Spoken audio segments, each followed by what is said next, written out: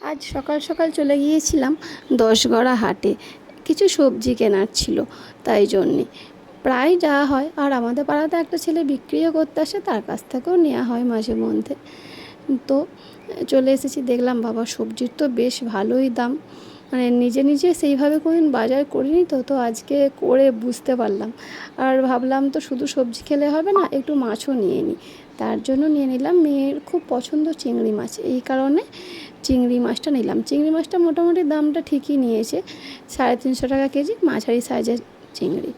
আর কাতলা নিলাম, কাতলার পেটির দিকটা নিলাম 1 কেজি মতো, সেটা নিল 320 টাকা কেজি।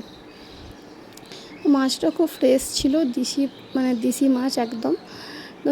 নিয়ে নিলাম মাছটা, নিয়ে এবার তাড়াতাড়ি করে বাড়ি চলে যেতে হবে। তার কারণ হচ্ছে মাছ নিয়ে বেশিক্ষণ থাকলেই না খারাপ হয়ে যাওয়ার প্রচুর সম্ভাবনা থাকে।